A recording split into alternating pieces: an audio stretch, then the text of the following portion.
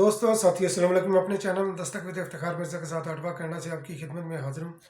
गुजारिश है कि मेरे चैनल को सब्सक्राइब करें और अपनी कीमती राय से मिसयूज़ करें। कारसाज के अंदोहनाक वाक़े के ऊपर पाकिस्तान पीपल्स पार्टी ने शहदा को खराजी अकीदत पेश करने के लिए और तज़ीती जलसे मुल्क भर में किए। पाकिस्तान के तमाम अज़ला में इन जलसों का इनेकाद किया गया।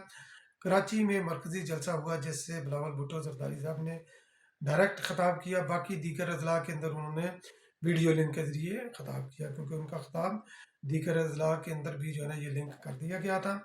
और पाकिस्तान पीपल पार्टी ने इसके अंदर जो है ना एक चीज़ का इजाफा किया जो कि पाकिस्तान पीपल्स पार्टी के तरीक़ भी है। उन्होंने तमाम जलसों को फ़लस्तीन के साथ लिंक कर दिया। तो बिलावल भुट्टो ज़रदारी साहब ने फ़लस्तीन के हवाले से क्या फ़रमाया, पाकिस्तान की सियासत के हवाले से क्या फ़रमाया और ताक ताक कर निशाने किसको लगाए, तो ये मैं डिस्कस करूँगा आज के वीलॉग में। इसके साथ साथ जन्नत की एक बार फिर लूट से वो कैसे, और अलीमा खानम साहबा पाकिस्तान के हालात को फ़लस्तीन के हालात से कैसे कंपेयर करती हैं, और पाकिस्तान एक बार फिर तेज़ तरीन अदालती इंसाफ की तरफ बढ़ रहा है, मगर किसके लिए। तो ये पॉइंट्स होंगे आज के इस वीलॉग के। तो सबसे पहले मैं जिक्र करता हूँ अलीमा खानम साहबा के हवाले से। इमरान खान साहब की वो बहन है, तो उनसे सवाल किया गया तो उन्होंने बोला कि पाकिस्तान के अंदर जो हालात हैं तो वो इस वक्त बिल्कुल इसी तरह के हालात फ़लस्तीन के अंदर हैं। तो इस वक्त चूँकि इमरान खान नियाज़ी अपनी करनियों की वजह से और इमरान खान नियाज़ी के जो फ्रंट पर जो उनके वर्कर थे या लीडरान थे वो अपनी इमरान खान नियाज़ी को फॉलो करने के चक्कर में आज कानून के शिकंजे में हैं, तो उसको फ़लस्तीन के साथ कंपेयर करना किसी भी तरह जो है ना ये करीने इंसाफ नहीं, मगर ये कि पीटीआई की एक बार फिर दरोग गई, अलीमा खानम साहबा की दरोग गई, और हालात को हक़ाइक़ को तोड़ मरोड़ कर पेश करना और लोगों के जज्बात को उकसाने के मुतरादिफ है। साथ साथ उन्होंने ये भी शिकवा किया कि लोग बाहर निकल ही नहीं रहे, लोगों को खुद बाहर निकलना पड़ेगा। ये बात उन्होंने कई बार उन्होंने पहले भी कर चुके हैं। केपीके के अंदर एक साफ़ी ने सवाल किया कि केपीके के अंदर आप सुना है कि तहरीक का आगाज़ करने जा रहे हैं, केपीके से आगाज़ होगा, तो क्या आप क़यादत करेंगी। तो इस पर भी उन्होंने बोला कि कौन सी क़यादत, कैसे लोग बाहर निकलेंगे। तो खैर मायूस हुए हैं, क्योंकि इमरान खान नियाज़ी के फॉलोअर सिर्फ सोशल मीडिया पर हैं और इस वक्त सोशल मीडिया के ऊपर भी काल पड़ा हुआ है। बाकी मैं आता हूँ तेज़ तरीन इंसाफ। तो मियाँ नवाज शरीफ साहब जिस तरह आपके इल्म में है कि वो 21 को पाकिस्तान तशरीफ़ ला रहे हैं, और उसी हवाले से एक जो है ना ये एक दावतनामा भी सर्कुलेट कर रहा है, और दावतनामा यकीनी तौर पर जो मेरा ख्याल है कि पीटीआई के जो सोशल मीडिया ब्रिगेड है उसी ने वो दावतनामा छपवा कर वो सर्कुलेट किया होगा। तो दावतनामे के ऊपर लिखा होता है, जिस तरह ये होता है ना कि you are invited for such and such event, तो उसके लिए जो है ना लोगों को दावत दी गई है कि आप 21 को मनारे पाकिस्तान पर आएँ। और दावत देने वाले कौन, पाक आर्मी और जनाब नवाज शरीफ, और नवाज शरीफ साहब की तस्वीर है और जनरल ज़िया-उल हक मरदूद की उसके ऊपर तस्वीर है। तो ये खैर ये है तो फेक, मगर यह कि ये एक दावतनामा है जिसके अंदर हकीकत भी है। बेशक बनाया किसी ने फेक है, मगर इसके अंदर हकीकत है। वो कैसे, ये भी मैं आगे चलकर बताता हूँ। या जन्नत की लूट से है। जन्नत सबसे पहले इस कुराए अर्ज़ पर नमरूद ने कायम की थी और उसके अंदर लोगों को लालच दिया था। फिर उसके बाद जनाब जो है ना ये ग़ुलाम अहमद कादियानी ने अपनी जन्नत बनाई थी। जो मिर्ज़ा ग़ुलाम अहमद कादियानी था तो उसने जन्नत बनाई थी अपनी।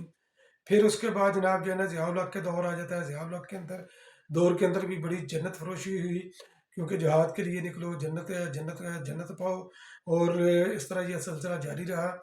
और नवाज शरीफ साहब ने भी जब आईजीए वगैरह थी उस वक्त भी ये जन्नत फरोशी करते रहे। फिर इमरान खान नियाज़ी भी वो जन्नत फरोशी करते रहे अपने दौर के अंदर। और उसके बाद भी जब इनके ऊपर कड़ा वक़्त आया कि अना लाक निकलो बाहर, जहाद है और ये वो, सारा लोगों को जन्नत की तरगीब देते रहे कि इमरान खान नियाज़ी की सपोर्ट करना, ये जन्नत का वीज़ा है या जन्नत के अंदर آپ اپنی جو ہے نا یہ جگہ پکی کرتے ہیں. اسی طرح جو ایک کریکٹر ہے وہ معروف کریکٹر ہمارے جج صاحب ہیں خلیل الرحمان رمدے صاحب. عمران نواز جج ہیں تو ان کے غالباً یہ بیٹے ہیں اسد الرحمان رمدے. تو انہوں نے جنگ سے خیر میرا خیال ہے شاید، تو وہاں پر انہوں نے جلسہ کا انعقاد کیا. جلسے کے اندر انہوں نے فرمایا کہ میاں نواز شریف صاحب کا استقبال کرنا، جو استقبال کرنے کے لیے جائے گا جنت اس کو جو ہے نا یہ ملے گی، یعنی کہ وہ جنت فروشی میاں نواز شریف صاحب کے استقبال کے ساتھ وہ اس کو منسلک کر رہے ہیں. تو یہ جماعتیں کیوں کر رہی ہیں؟ کیونکہ ان کا خمیر جو ہے نا یہ اٹھا ہے. میں بار بار کہتا ہوں کہ ان کا خمیر اسٹیبلشمنٹ سے اٹھا ہے. ان کے آقا، ان کے سیاسی جو ہے نا یہ سیاسی بلدیت کے خانے میں ایک ہی نام لکھا ہوا ہے اسٹیبلشمنٹ، اس لیے ان کا طرز سیاست بھی ایک ہے، جنت فروشی بھی ان کی ایک ہی ہے. اور اب میاں نواز شریف صاحب جب پاکستان کے اندر آ رہے ہیں تو میاں صاحب نے پہلے بھی جو ہے نا یہ کئی جو ہے نا وہ انہوں نے تاریخ رقم کی جس کو کوئی بریک نہیں کر سکا، بلکہ پوری دنیا میں کوئی بریک نہیں کر سکا. پاکستان تو خیر ایک چھوٹا سا ملک ہے کہ 2 دفعہ کا سزا یافتہ بندہ، یعنی کہ جیل کے اندر سزا ہوئی غلط ہوئی یا صحیح ہوئی، اس کے اوپر جو ہے نا اس کے اوپر کوئی ڈبیٹ نہیں ہے. تو یعنی کہ میں نہیں کہتا کہ غلط ہے یا صحیح ہے، مگر سزا یافتہ مجرم وہ جیل کے اندر سے وہ گیا، مشرف کے دور میں بھی گیا، عمران خان نیازی کے دور میں بھی گیا، فرار ہوا جیل سے.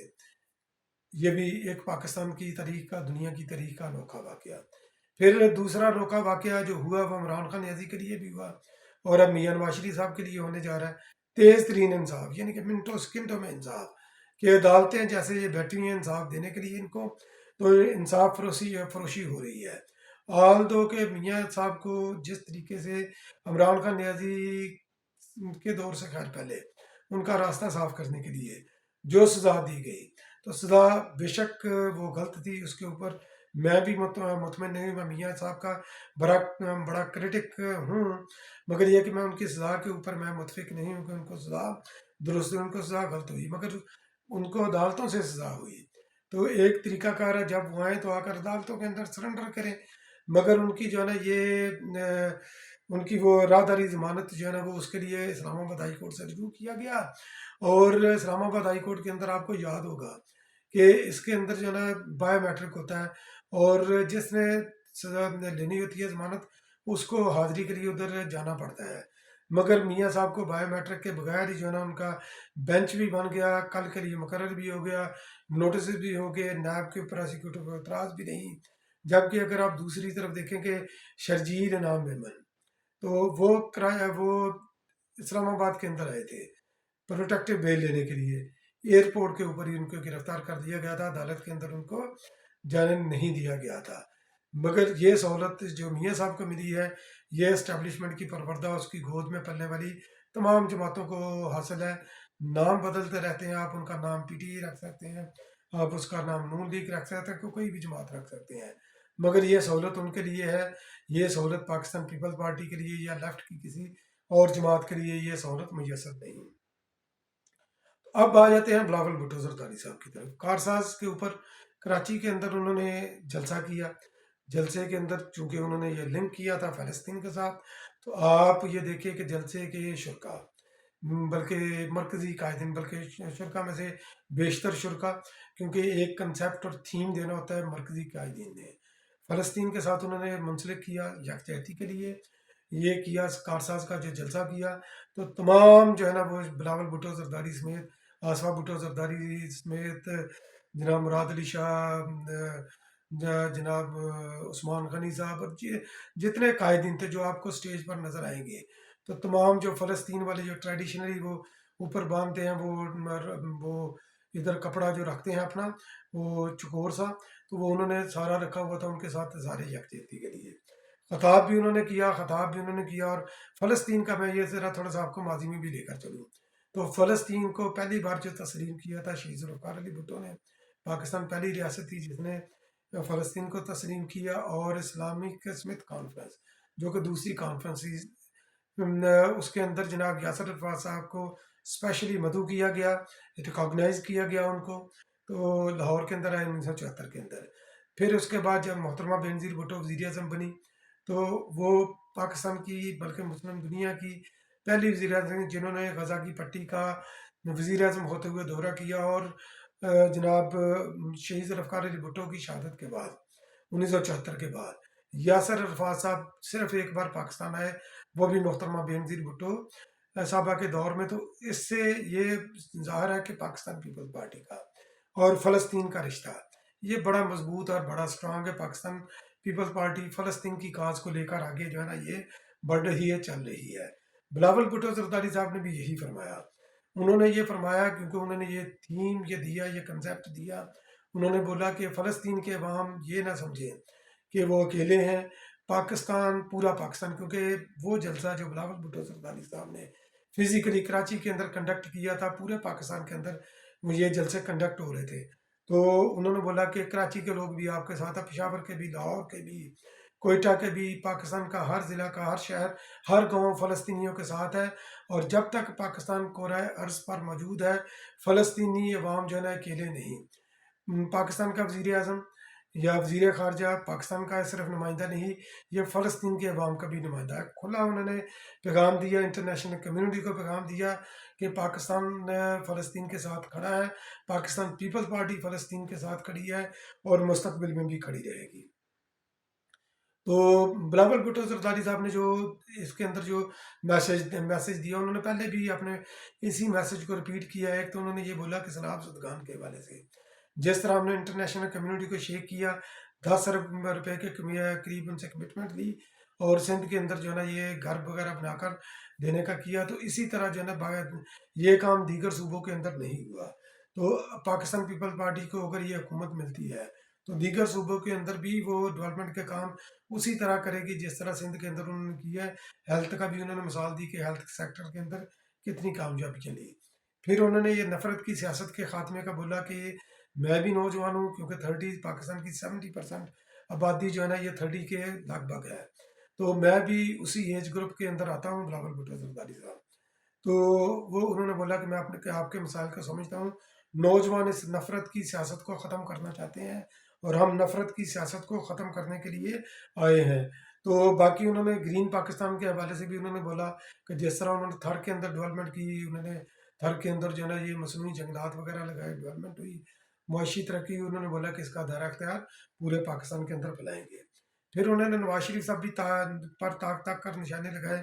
انہوں نے یہ لگایا کہ الیکشن کو بار بار تاخیر، کہ الیکشن کی تاخیر جو ہے نا یہ صرف ایک بندے کے لیے کی جا رہی ہے، اور ان کی آمد کے حوالے سے بھی انہوں نے بولا کہ دیر ہے درست ہے، اور انہوں نے یہ تاک کر نشانہ بھی لگایا کہ 16 ماہ کی حکومت نے ایک چیز کو ثابت کر دیا ہے، تو کہ لندن سے بیٹھ کر نہ سیاست ہو سکتی ہے نہ حکومت چلائی جا سکتی ہے۔ آپ کو یاد ہوگا 2021 میں بھی پی ڈی ایم جب یونائٹڈ تھی، جب پیپلز پارٹی حصہ تھی، انہوں نے اس وقت میاں صاحب کو بولا تھا کہ آئے پاکستان میں سیاست کریں، مگر میاں صاحب نہیں آئے۔ پھر انہوں نے بولا کہ الیکشن کی بار بار تاریخ کو اگر تاخیر ہوگی تو اس سے ووٹ کی عزت نہیں بڑھے گی، کیونکہ ووٹ کی عزت کا نعرہ نون لیگ کا ہے۔ ووٹ کی عزت نہیں ہوتی، ووٹ کی بے عزتی ہوتی ہے۔ اگر کوئی بولے نہ بولے، میں ضرور بولوں گا الیکشن کی تاریخ لینے کے لیے۔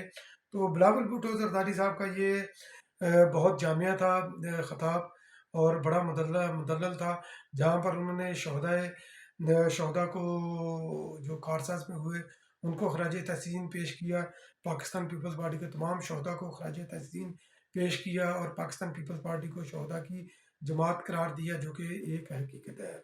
تو انہوں نے یہ بھی بولا کہ پاکستان کے تمام مسائل کا حل صرف پاکستان پیپلز پارٹی کے ساتھ ہے، پاس ہے، کسی اور جماعت کے پاس نہیں۔ تو بہت بہت شکریہ میرا ویلاگ واچ کرنے کے لیے۔ انشاءاللہ پھر کسی اگلے ویلاگ میں آپ کی خدمت میں دوبارہ حاضر ہوں گا، تب تک کے لیے اللہ نگہبان۔